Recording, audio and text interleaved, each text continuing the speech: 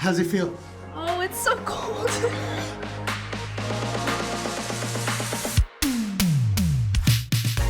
Hi, I'm AJ from BMX, and we're here with, Skyler, the Ringling Rocket. and we're gonna do an ice bath and just ask each other some questions. Let's do it.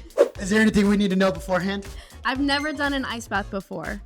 All right, I've never done an ice bath this week before. All right, we're gonna try it out. You got it. Just breathe and just go. Just remember, big breaths right now.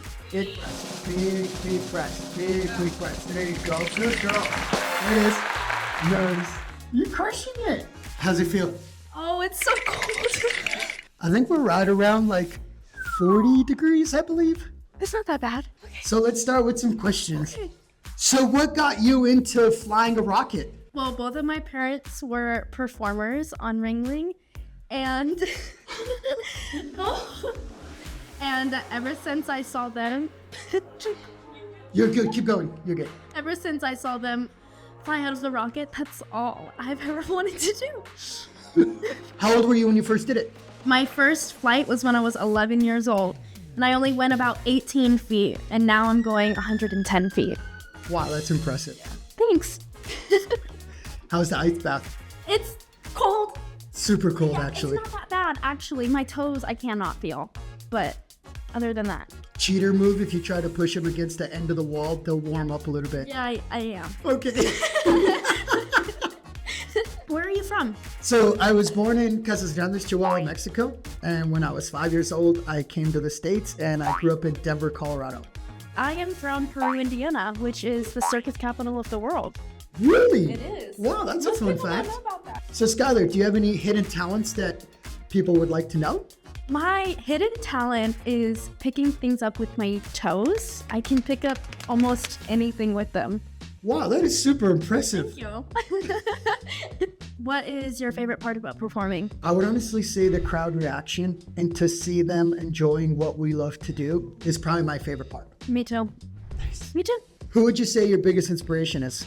My biggest inspiration is my parents, obviously. It's a really cliche answer, but they've inspired me to get this far, and I don't know what I would do without them.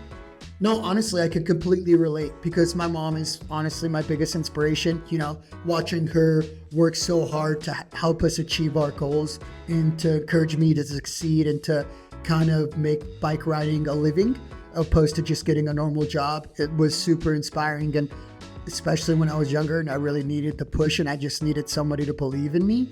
And that's kind of what has got me here after so many years of doing what I do. Oh, I love that. Okay, snow cone, popcorn, or cotton candy? I would say popcorn. Popcorn. Wrong. What about you? Snow cone. Really? Snow cone always. When I was younger, I loved snow cones, but I think I've developed more of a popcorn. I love when they start cooking the popcorn and you can smell it, and I just get so hungry during the show because everybody's eating popcorn. That's the worst. You're like trying to focus on your act. You're like, I just want some popcorn. Just want popcorn right now. That's awesome.